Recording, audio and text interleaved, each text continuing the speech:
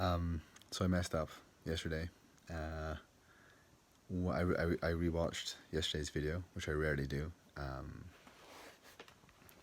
I think I thought it was especially good or something, and it wasn't. It was okay, but when I was listening, one mistake I made was when I was listening what people think sins are. I may have given the impression that those things are actually sins. So I used drugs, sex, and alcohol as sins, examples of sins, or at least I gave that impression that they were sins.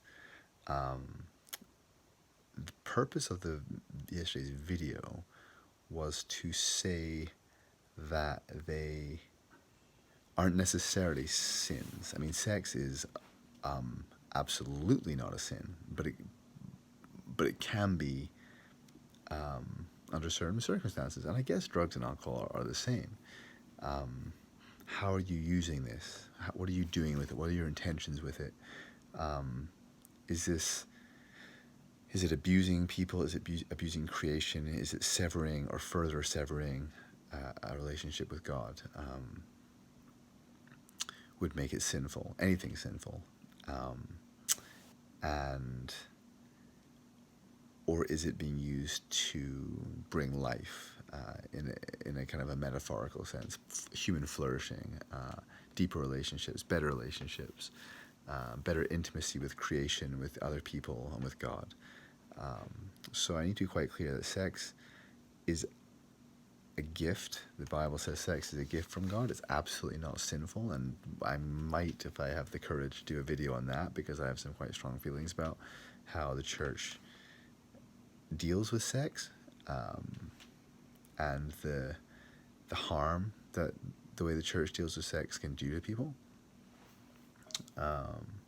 Drugs, I don't know, like caffeine's a drug. No one would ever call that sinful. Illegal drugs, well, the law, the worldly law, the state law, and what is sinful has never been an indication of what's sinful or not. It could be illegal but not sinful, and a sin could be, you could have a sin that's legal. So drugs, again, how are you doing with it? I'm not gonna, nor should I, write you a list of what's sinful or not, but I did seem to do that yesterday. So I wanted to just clear that up.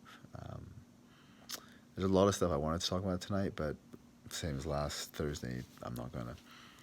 I will say though, in terms of Lent, I lasted 8 days, and I failed today. Day 9, I failed.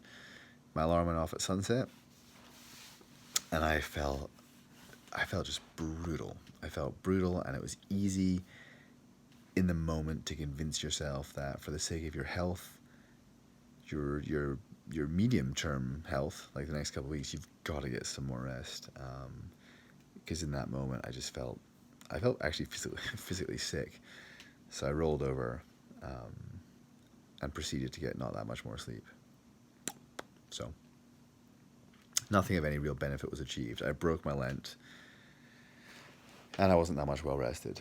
So, I mean, what does it mean to break your Lent? I said yesterday that the way I was treating my morning wake-ups in the last few days hadn't really been in the spirit of Lent anyway. So what? So I get up like 30 minutes later and have a great morning, or I get up at sunrise and don't have a great morning. So the nature of Lent is you're on a journey towards the cross, towards Easter, and we adopt certain disciplines and practices to help us on that journey.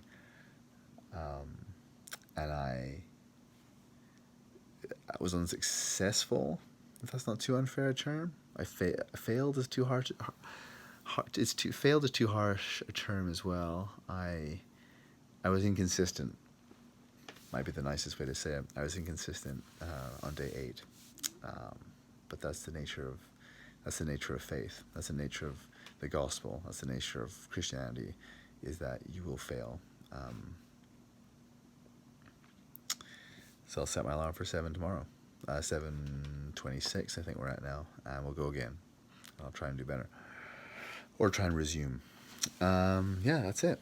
I also paid for a friend and me to have a beer tonight, so I spent money. But I did think, and this is true, that I will willingly and legitimately take breaks from my spending if it is in the sake of community, which it was tonight. So I don't feel bad about that.